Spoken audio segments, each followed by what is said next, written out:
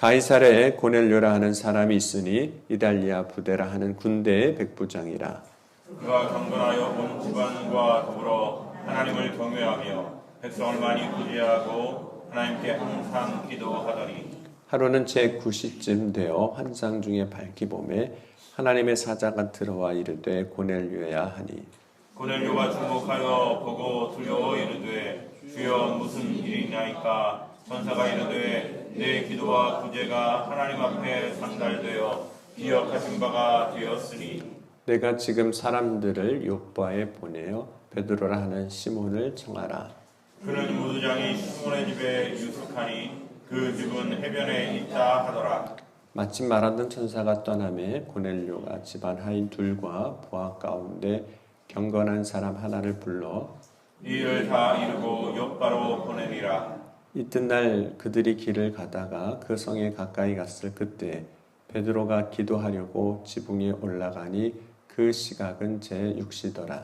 그가 시장하여 먹고자 하매 사람들이 준비할 때에 황홀한 중에 하늘이 열림에 한 그릇이 내려오는 것을 보니 큰 보자기 같고 내 귀를 메어 땅에 들이었더라.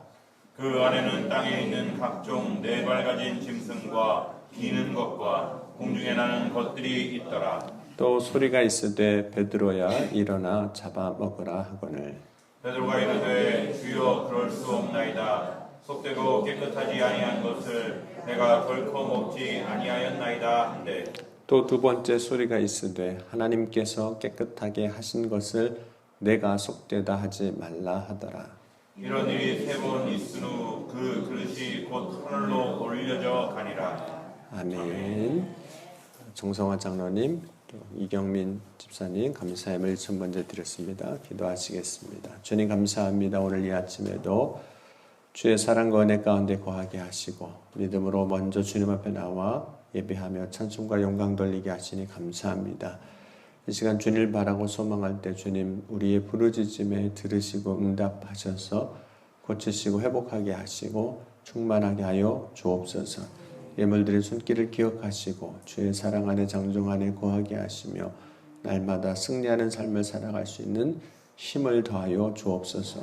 오늘도 주의 말씀 앞에 설 때마다 온전히 주의 말씀을 듣고 깨달아 알게 하시고 말씀을 들음으로 믿음 안에 서서 주님 기뻐하시는 복된 삶으로 나아가게 하여 주옵소서.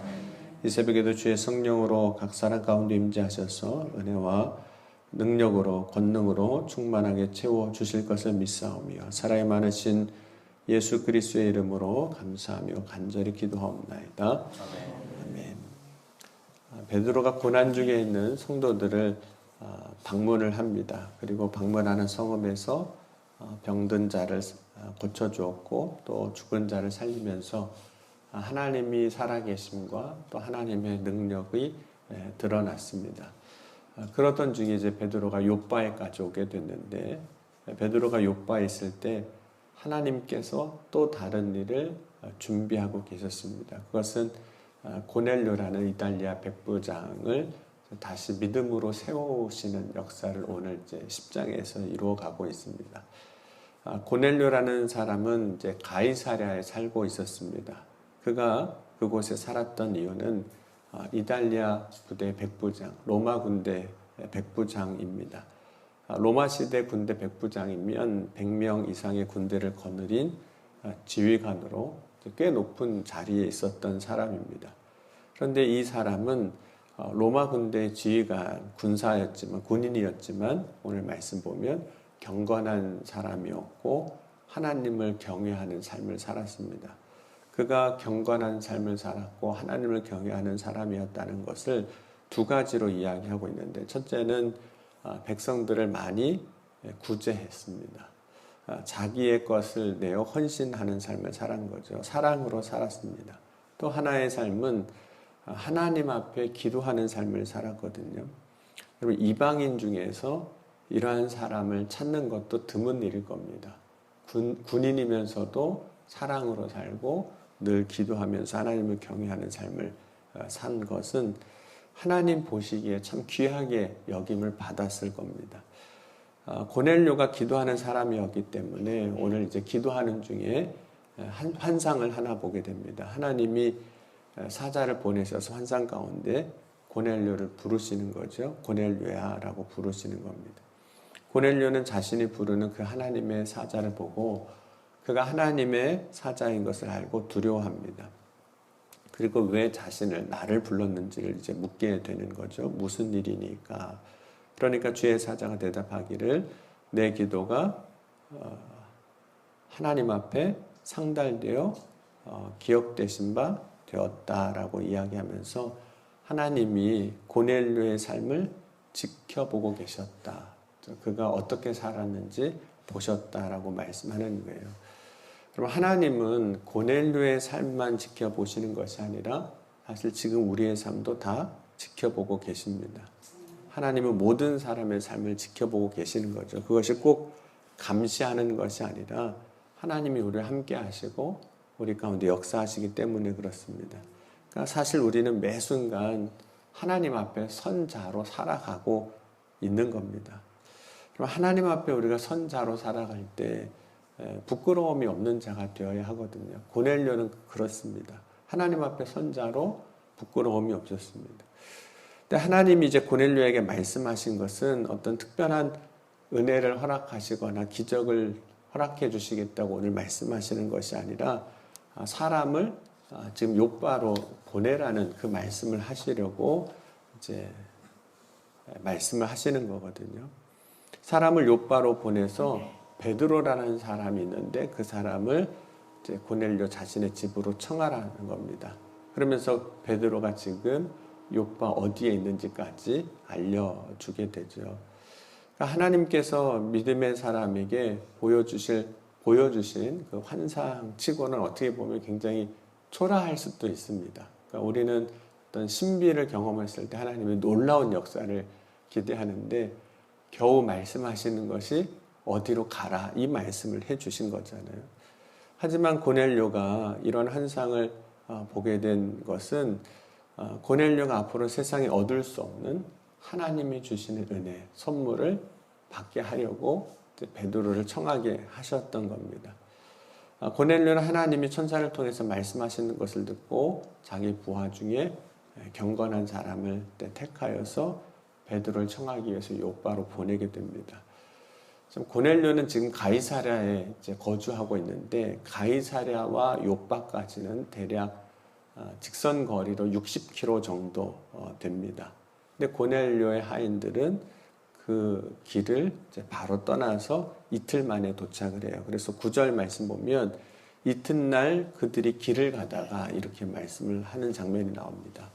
그러면 이틀 만에 도착했으니까 결코 가깝다라고는 할 수 없는 거리죠. 물론 이제 오늘날의 기준으로 보면 차로 이동하면 뭐 1시간 반, 2시간이면 그냥 가는 거리니까 지금 우리에게 있어서 가이사랴와 욥바의 거리, 60km 정도의 거리는 그렇게 멀게 느껴지지 않습니다. 그런데 2000년 전의 상황을 생각해 보면 모든 사람이 다 걸어서 가야 되는 거죠. 걸어서 이동하는 길로서 60km는 결코 쉽지는 않은 거리입니다.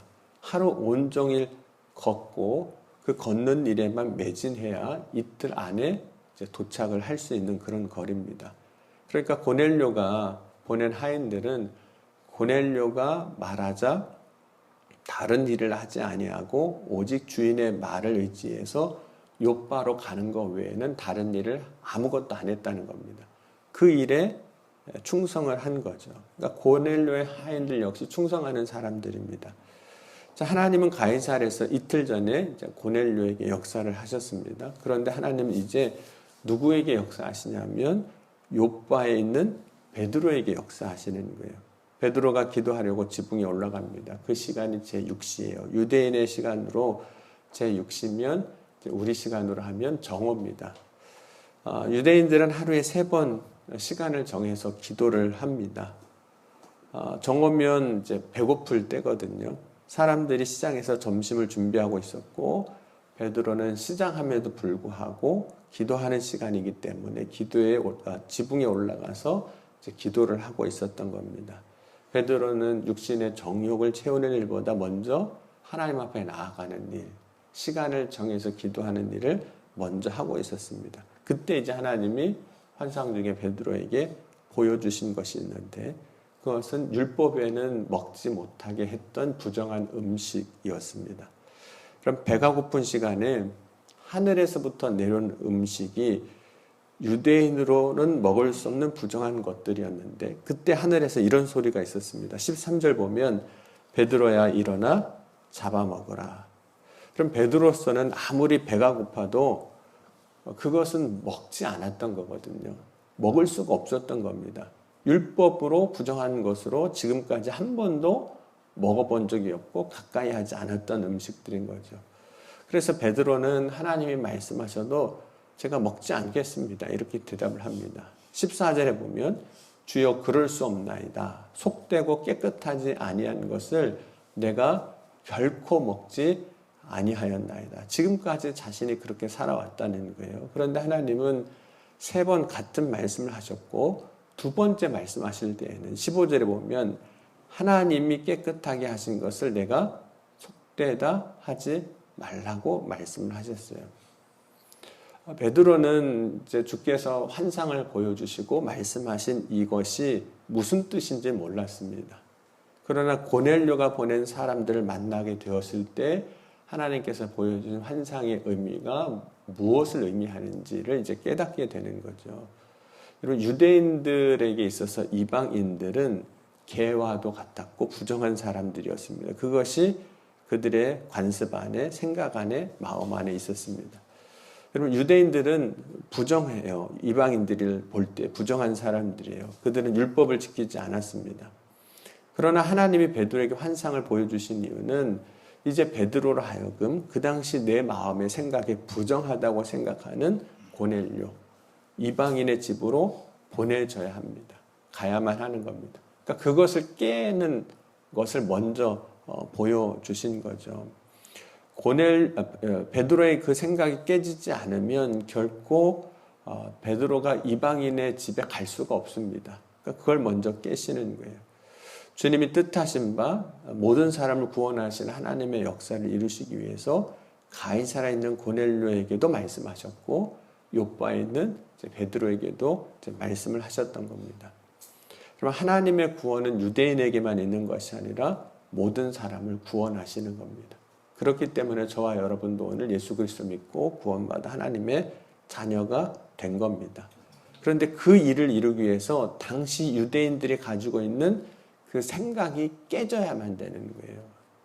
주님은 환상을 통해서 베드로 곧 유대인의 생각을 이제 깨뜨리시는 겁니다. 그럼 우리는 우리가 가지고 있는 생각을 지키려고 할 때가 많습니다. 자신이 옳다고 생각하는 것 깨트리지 않습니다. 자신이 지금까지 가져온 신념들 깨트리지 않으려고 하는 거죠. 그런데 자신의 생각을 깨트리지 않으면 하나님이 역사하시기가 어렵습니다. 왜냐하면 우리의 생각은 항상 옳은 것이 아님에도 불구하고 우리는 그것을 고집처럼 붙잡고 있기 때문에 그렇습니다. 그것을 이제 편견이라고도 이야기를 해요. 여러분, 우리의 생각이 바르지 못하고 한쪽으로 치우쳐 있는데 그것을 옳다고 붙잡고 있으니 하나님이 일하시고 역사하시기가 어려운 겁니다. 여러분, 하나님은 하나님의 말씀을 통해서 우리의 생각이 얼마나 치우쳐 있는지, 우리가 어떤 편견을 가지고 있는지도 이제 보게 하시는 거죠. 여러분, 우리가 가지고 있는 고집, 편견, 치우쳐 있는 생각이 뭐가 있을까요? 특별히 오랫동안 익숙하고 반복적으로 행하거나 경험한 것은 우리는 옳다라고 믿는 경향이 있습니다. 그것이 우리의 고집이 되고 우리의 편견이 돼요. 그것이 우리의 습관이 된 겁니다. 근데 습관이 된 것은 우리가 옳은 것으로 착각을 해요. 그래서 다른 사람도 다 그렇게 해야 된다고 말하고 생각하는 겁니다. 여러분, 로마서 3장 10절 이후의 말씀 보면 이렇게 말씀해요. 기록된 바 의인은 없나니 하나도 없으며 깨닫는 자도 없고 하나님을 찾는 자도 없고 다 치우쳐 함께 무익하게 되고 선을 행하는 자도 없나니 하나도 없도다. 그리고 하나님은 베드로에게 있는 그 생각을 깨트리시고 하나님의 뜻이 어떻게 이루어지는지를 보여주시기 위해서 먼저 그 환상을 보게 하셨던 겁니다. 그래야 그가 비로소 고넬료에게 이방인의 집에도 가서 복음을 전하고 그들에게 세례를 주고 또 그들이 구원받는 하나님의 자녀가 되게 할 수 있기 때문입니다. 그리고 오늘 나의 삶에서 하나님의 뜻을 온전히 알기 위해서 혹은 그 뜻을 이루기 위해서 깨져야 하는 우리의 고집 혹은 생각은 뭐가 있을까요? 그 고집과 편견을 버리고 오직 하나님의 뜻을 이루어 나가는 저와 여러분이 될 수 있기를 주의 이름으로 간절히 축원합니다. 그 일을 위해서 베드로에게도 역사하셨고 고넬료에게도 역사하신 겁니다. 오늘 하나님이 그들에게 역사하신 것처럼 우리에게도 역사해 주셔서 하나님의 거룩한 뜻을 함께 이루어 나가는 저와 여러분이 될 수 있기를 주의 이름으로 간절히 축원합니다. 기도하시겠습니다. 지금도 살아계시고 역사하신 하나님, 오늘 이 아침에 우리를 사랑하시고 우리 안에 거하시고 역사하셔서 우리를 통하여 일하시는 하나님의 놀라운 일을 기대하게 하시니 감사합니다. 우리가 갖고 있었던 고집과 편견이 있다면 오늘 이 시간 주의 말씀을 통해서 깨지게 하시고 오직 하나님의 거룩한 뜻을 깨달아 알고 붙잡는 믿음의 삶으로 세워 주옵소서. 오늘도 주의 성령께서 함께 하셔서 우리의 부르짖음과 기도와 간구에 들으시고 응답하여 주실 줄 믿습니다. 오직 신실하신 주님을 신뢰하며 기대하며 믿음으로 나아갈 때 주여 역사하여 주옵소서. 특별히 연약한 것이 있다면 주님 고쳐주시고 회복하게 하시고 막힌 것이 있다면 주님 열어주시고 형통케 하여 주셔서 오늘도 승리케 하시고 은혜를 허락하신 주님의 영광 가운데 살아가는 믿음의 삶이 되게 하여 주옵소서. 오늘도 주님의 성령께서 각 사람 가운데 임재하여서 우리의 삶을 인도하여 주실 것을 믿사오며 사랑이 많으신 우리 주 예수 그리스도의 이름으로 감사하며 간절히 기도하옵나이다. 아멘.